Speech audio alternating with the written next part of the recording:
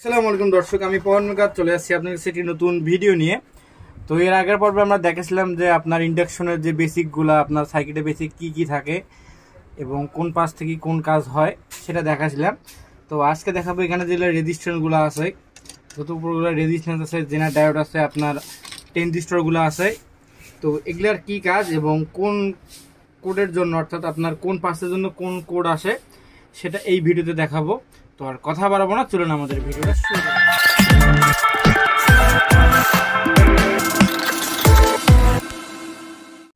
তো এর আগে আমরা দেখেছিলাম যে আপনার এখানে যে ক্যাপাসিটারগুলো আছে, ক্যাপাসিটারের কাজ কি, এখানে আইজিবিটির কাজ কি, প্লাস ডায়োড আছে, ডায়োডের কাজ কি, এই হিসিংটার কাজ কি, এগুলো আমরা দেখাছিলাম। তারপর মাইক্রোকন্ট্রোলার আইসির কাজ কি।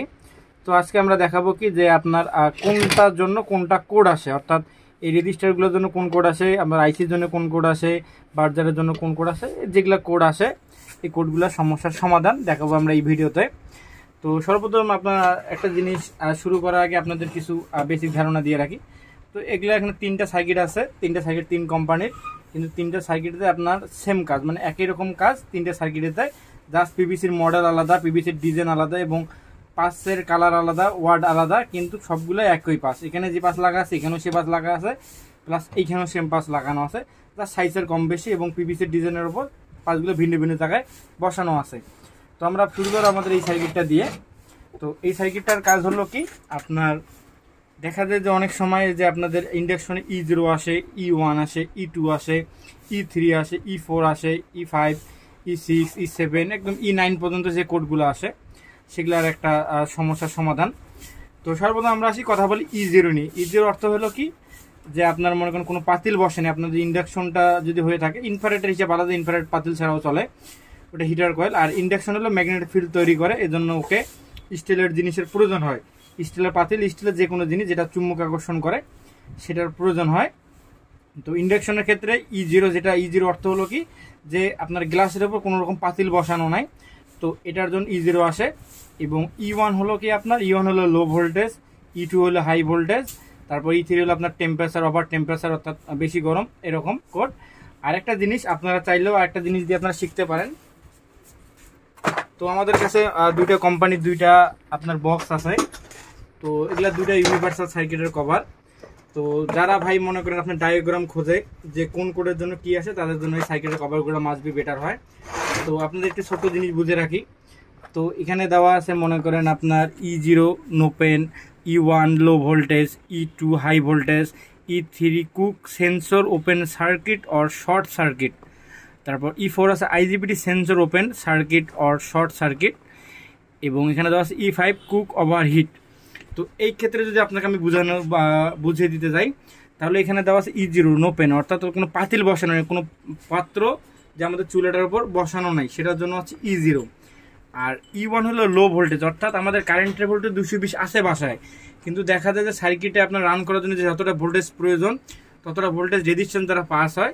সেক্ষেত্রে কি হয় যে আপনার যদি রেজিস্ট্যান্সের মান কখনো দুর্বল থাকে, তো সেক্ষেত্রে হয়ে যায় আপনার লো ভোল্টেজ। তো এখানে দেখা থাকে আপনার E1 এর জন্য শো করে, তো সেখানে E1 শো করে। আবার দেখা যায় যে যখন সার্কিট রেজিস্ট্যান্স ফল হয়ে যায়, যে একটি ভোল্টেজের যারা বেশি ভোল্টেজ ওখানে যাচ্ছে সার্কিটের ভিতরে, তখন দেওয়া আসে কি জানেন, E2 হাই ভোল্টেজ। আর E3 হচ্ছে এখানে কুকার সেন্সর ওপেন আর সার্কিট শর্ট সার্কিট। এখন কুকার সেন্সর বলতে আপনি কি বুঝবেন? তো কুকার সেন্সর বলতে হলো যে আপনার ইন্ডাকশনের কয়েলের উপর যে সেন্সরটা লাগানো থাকে, তো কয়েলের উপরে যে সেন্সরটা বসানো থাকে, তো এখানে ডায়াগ্রাম কিন্তু লেখা আছে কোনটা কি কাজ, কিন্তু কেউ তো জানে না যে সার্কিটের কোনটা সেন্সর কোনটা কি। তো আমরা কিন্তু প্র্যাকটিক্যালি আপনাদের দেখিয়ে দিই। তো এখানে যেটা সেন্সর আছে এটা কিন্তু গ্লাসের উপরে থাকে, এর উপরে গ্লাস একটা বসে, এর উপরে গ্লাসটা বসে, গ্লাসের উপর কি রান্না হয়, তখন গ্লাসের উপর রান্না হয়, গ্লাসটা তো রান্নার পাতিলটা গরম হলে তো গ্লাসটা অবশ্যই গরম হবে। তো গ্লাসটা যদি টেম্পারেচারটা বেশি হয়, অর্থাৎ মনে করেন যে দেখা যে আমাদের 200 টেম্পারেচার দরকার, সেখানে 250 টেম্পারেচার হয়ে গেছে, তখন এই সেন্সরটা গরম হয়। এই সেন্সরটা গরম হলে এর মানটা আস্তে আস্তে কমে যায়। এটা কিন্তু 100 কে রেজিস্ট্যান্স মূলত। তো এটা যখন হিট হয়, হিট হয়ে যেতে আস্তে আস্তে আস্তে আস্তে একদম জিরো বরাবর নেমে যায়। যখন জিরো বরাবর কি 10 ওহমসের কাছাকাছি, মানে 10 কের কাছাকাছি আসে, তখনই আপনার সার্কিটটাতে E3 যে কোডটা আছে, E3 কোডটা পাঠায়। যে কোনো সার্কিটে আপনার সেটা এটা হোক এবং এটা হোক, সব ক্ষেত্রে E3 কাজ কিন্তু এই সেন্সরটাই করবে। তো পরে আমরা আরেকবার দেখি। তো আরেকটা পরে দেওয়া আছে আপনার E4 আইজিবিটি sensor open short circuit. এখন আইজিবিটি সেন্সর বলতে কি বোঝায়? তো আইজিবিটি সেন্সর বলতে আপনার এতে হিসিংটা আছে, হিসিংটার নিচে একটা কিন্তু সেন্সর আছে। আপনার যদি দেখাই এই সার্কিটে, তো আমাদের যে আইজিবিটি এর নিচে এই যে সেন্সর আছে একটা 100K, এই সেন্সর এবং এই সেন্সর দুইটা সেম, কোনো 19-20 নাই, যা সেটা কভার দিয়ে উপরে আসছে, এটা কভার ছাড়া। তো এটার কাজ কি? এই যে আমাদের আইজিবিটিটা যদি গরম হয়, এটা যদি আইজিবিটির সঙ্গে থাকে, এর গরমটাই অনুভব করে, হিটটা অনুভব করে। যদি এটা বেশি গরম হয় তখন সঙ্গে সঙ্গে কোড পাঠায়। কি কোড পাঠায়?